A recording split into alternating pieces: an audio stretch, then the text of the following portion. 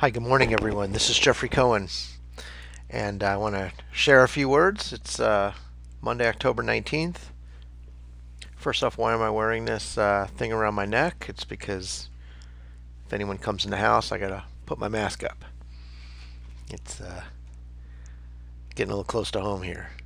So, I'm going to talk a little bit about quantum algorithms and about some of the work we did this weekend. And today is really about frustration as opposed to about progress. And so I want to share what we're doing, some of the frustrations, and maybe just talk a little bit about the service we have and why we're coding. So I'm going to start by talking about the service we have. Let's see if I can find it. There it is. So you go to our website, Chicago Quantum, chicagoquantum.com, and you click on Portfolio. We'll pick you a portfolio. So you have a choice. You could pick it classically, or you could pick it with a quantum computer. So you send us stock tickers, you email us. So you pay first, you email us up to 70 stocks. And then we analyze the stocks and we send you back a portfolio with the combination of the lowest risk with the highest return. So it's interesting, how do you do that? So we have a thing called the Chicago Quantum Net Score. We created an algorithm that we think is market moving. Last week, we picked two stocks. We could pick more stocks, but we picked two stocks. And if you look at what happened with those two stocks, and we picked 3,171 U.S. common stocks, we ran them through a two-step analysis, and we came up with two stocks. Holy cannoli, Batman. So three of these lines are indexes. The Russell, the S&P 500, and the NASDAQ. It wasn't a great week. But look at that. One of our stocks jumped out of the starting gate. Boom. Actually, at first it went down. And then it went up. And then it really went up. And then it went down. And throughout the week, it moved a lot. And it ended up the week up. The other stock is the black one. AX. At the moment, it doesn't matter what they do. So the point is, this stock dropped, and this stock stayed about flat. When the other one was going up, it was going down. When the other one was going down, it was going up. So it moved counter to each other. So what that means is you get a lot of return, but you offset some risk. So if you had to sell, let's say you needed the money, and you had to sell on the 14th, at least you made a few bucks on the one that's going up when you lost on the one that's coming down. That's the whole point. And we're finding volatility. We say that we think we're finding alpha. This is exciting. So we run it. And I mean, you look at this chart. It's crazy how much movement you get. Two stocks. And so you click on the website. You come on over. And let's see if I can find it again. Here it is. And you say, all right, now I want some of that, Jeff. So the way we're selling the service today, and we have paying customers, is that you send us up to 70 tickers. You say, Jeff, I want 60. Now the truth is we can run 64 in the quantum computer. This is the maximum you can run on the D-Wave Chimera quantum computer. This is the last version. There's a new one that came out like 2 weeks ago we're running on. But for right now, old version runs great. Very consistent. We get all the performance you can expect out of that system. You send us up to 70 stocks. That means you have to pick stocks. We're not the stock pickers. You're the stock pickers. But we will then look through those stocks and we'll find the portfolio. And you can tell us, Jeff, I don't want two stocks. I want at least three stocks. That's up to you. And we find the portfolio with the best combination of risk and return. We validate the portfolio. We basically throw out a lot of bad stocks. This is what I'm going to talk about, because I spent 6 hours on this weekend, and I have scars on my back. I think that's what's causing this COVID thing, is the validation of stocks. It's not even the COVID. It's stocks. It's data issues. We run the 60 stocks for you, and we find the best Chicago Quantum Net Score. In fact, we run a whole bunch of methods. We have a lot of methods. We have a simulated bifurcator.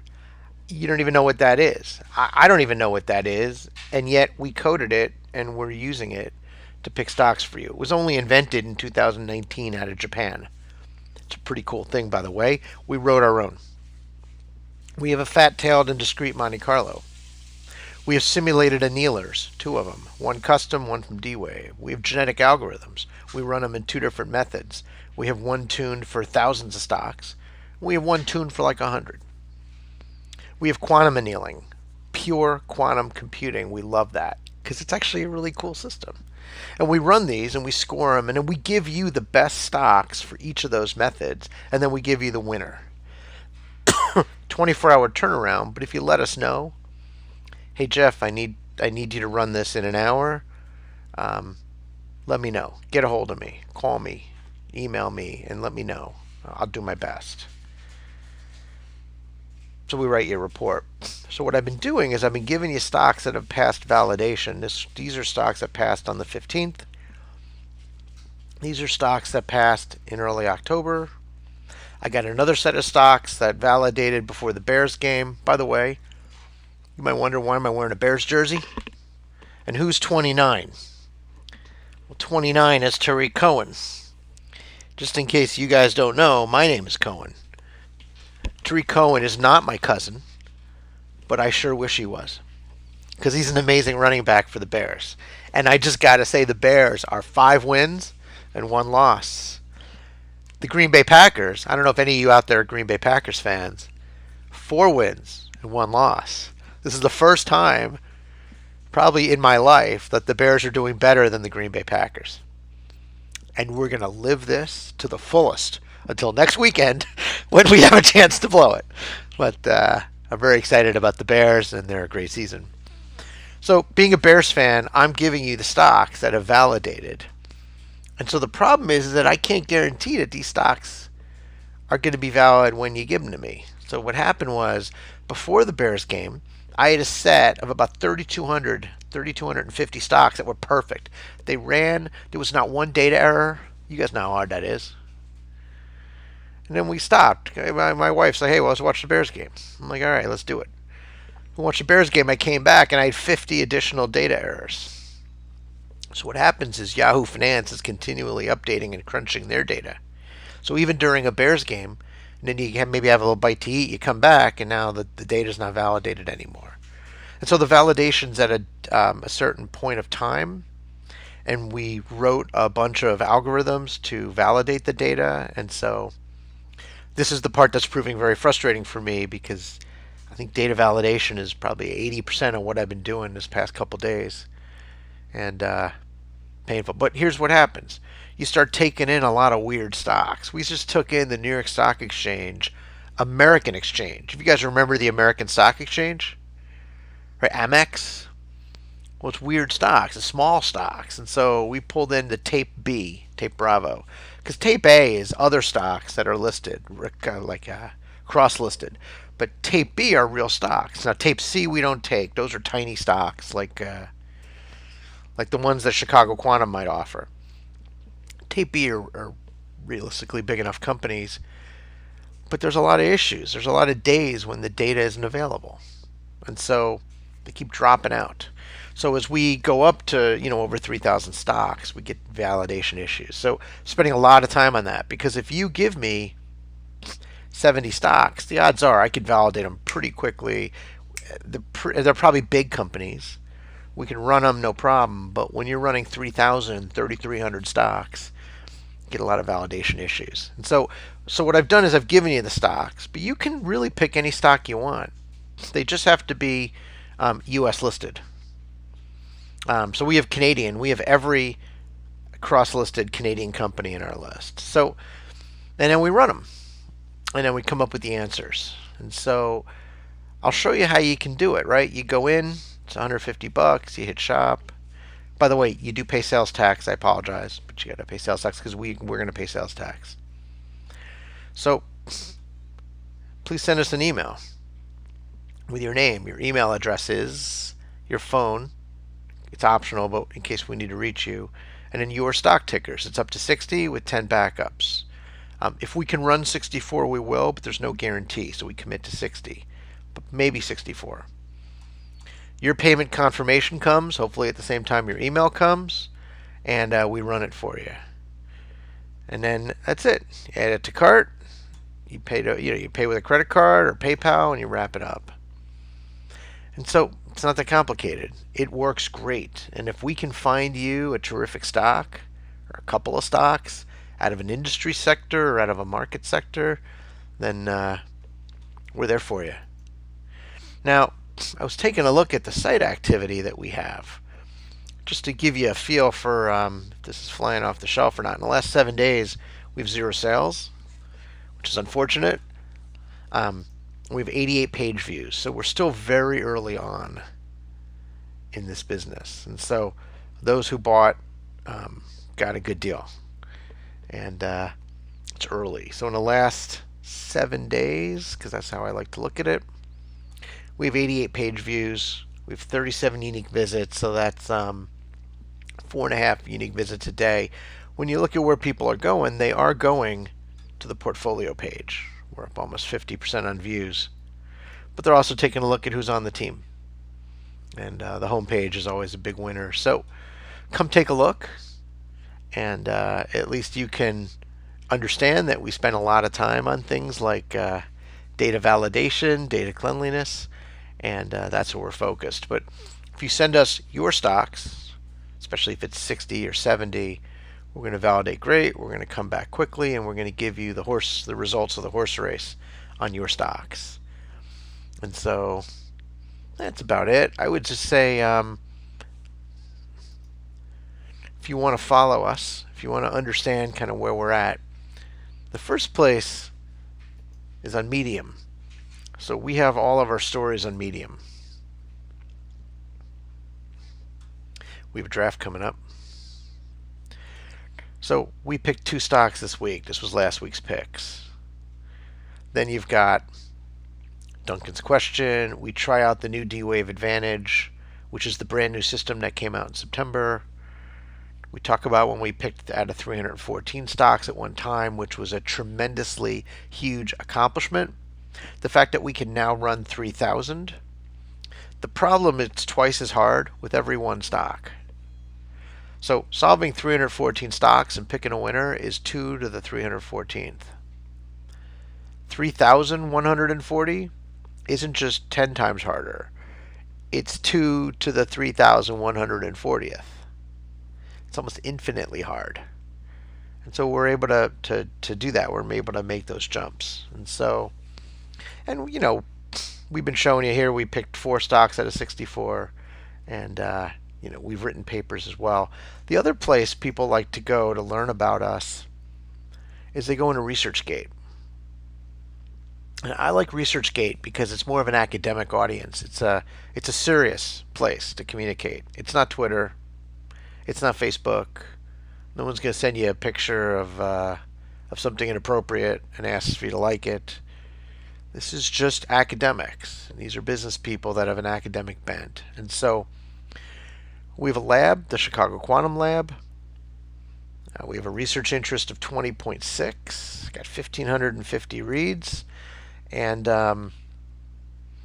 yeah, so when we published this article last week, trying out the new D-Wave, you know, we have 7 reads. The good news is 2 recommendations. And by the way, I don't tell them to recommend. These are not friends of mine. These are just people that read it and recommended it. Our paper on 60 stocks, which is our last major paper, 848 reads, 9 recommendations. So, and I want to thank everyone for doing that because it helps to spread the word. And so we're out there. We're out there. But what we want to do is we want to bring people into the fold. And so we've just recruited some new team members. Let me show you. We've had initial calls. So there's the 3 of us, Jeff, Clark, and Alex. We're really the core founder and associate team. You've got Marwan and you've got Terrell, who are part of the team. Terrell was just on a call with us on Friday. And these are folks who either also have a business of their own, they're focused in quantum, focused in education, deep research backgrounds. They work with us. Then you got John Anthony. We just had a call on Friday with John. Software engineer, physicist, and research associate. 27 years in the business. Sharp guy. Got a lot to say. And we're really looking forward to working with him. Joey, we just talked to today. Great guy, new to Chicago, coming in PhD program, applied physics at Northwestern. He just spent the day at Fermi. He's out there. He's learning. He's trying to figure out what he can do, how he can contribute. And so, good conversation there. Balaji, I mean, you guys probably know Balaji. Balaji is a sharp guy. He's in the Zen for Quantum. He spends a lot of time thinking about quantum, thinking about Zen Buddhism. I got my beads. I think about Zen. I can sit here all day and play with these beads while I'm waiting for my code to run, waiting for the quantum computer to give me the best answer. And sometimes I even think about the meaning of life when I'm coding data validation sequences because I'm so frustrated, right? So, good guy, Balaji, and has been involved in getting our word out there. And there's others as well that we're talking to. So, if you're interested in joining the team, give me a shout, right? Jump on in. These are sharp guys, right? Not everyone's a PhD, too. You could just be a regular person who's got an interest in quantum and some specific expertise, whether it's a domain like stock picking or bond picking or Bitcoin, whether it's a competency. I'm a great programmer. I know hardware, right? I know networking or communications, or it could be an industry play. I'm in business development. I understand the quantum ecosystem. I sell to large financial services firms that do asset management. Just give me a call. And just coming back to maybe a quick view of the market. So I just like to remind people. So we are picking stocks in a crazy time. If we look at the market for 1 year, you see that the largest boxes here are the stocks in the S&P 500 with the most value. So some of the names you know, probably from when you were a kid, right? Procter & Gamble, Walmart, United Health Group, Johnson & Johnson. But then you start to look and you see, well, Berkshire Hathaway. I mean, everyone loves Warren Buffett. But then you look at PayPal, MasterCard, and Visa. Okay, during a virtual economy, you'd expect them to be valuable. But the fact is, they're more valuable than JP Morgan Chase, Bank of America, Wells Fargo, and Citigroup. These four banks probably control 40% of the savings in America. 40% of all deposits are sitting with those banks. At least that was true a year ago. I guess banking isn't what it used to be, right? Apple is worth more than the whole banking sector and is up 100% this year. It's in its own category. Microsoft is up. Microsoft is worth as much as the banks. Intel and Nvidia, not so hot. And Nvidia is up almost 200%. If you would have bought Nvidia a year ago, you'd have like tripled your money. You look at Google and Facebook and Amazon, and Home Depot and Costco. So I look at this market and I think, I don't understand it. I used to think of companies like General Electric and Honeywell and 3M as being very valuable. ExxonMobil, Chevron, the gas, oil companies. Things have changed. So now imagine we're trying to pick stocks that don't move together. Well, those stocks move together. Those winners move together. Risk on, pour money into the S&P 500. It goes into like these 10 or 15 stocks disproportionately. But then those stocks should always be moving together. So we take a look at it for a week. And you see there's a little bit of a dichotomy or diversion, right? Pfizer's up. J&J's down. Google's up much more than Facebook. Amazon's down. But for the most part, the pattern still holds. The credit card guys are down, except PayPal. Banks are still down. Oil and gas is still down. Aerospace and defense is still neutral. Industrials is still neutral. So you see certain industries that for the year have been strong for the week. Now let's look at today's performance one day. You see that when the market drops, the companies that did well before are all dropping together. Amazon's down 1%. Amazon's worth like $1 trillion. Google's down 1%. Facebook's down 1%. Microsoft almost 1%. Any of these companies that are worth $1 trillion, that's a $10 billion drop. Think about that for a minute. $10 billion lost in market cap for probably each of those companies. It's a lot of retirement accounts underwater. But it's only 1%. You say, who cares? So when I look at this, what I'm attracted to, Amazon's down, but Best Buy is up. Why is that? Walmart's down, but Target's up. Okay, that now I'm starting to see something here. That's interesting, right? Oil and gas integrated producers are down, but the equipment and service providers are way up. Okay, so maybe they're not doing well today. Earnings are down, but the price of oil has been moving up a little. Maybe the dollar's getting weaker, which is also going to be strong for oil and gas. And so I'm going to be producing for next year. So I'm looking for patterns, right? And here's the thing. So here's the whole essence of the Chicago Quantum Net Score. I can look for patterns all day. I'm a smart guy. You're a smart guy, smart woman, smart man. Who cares, right?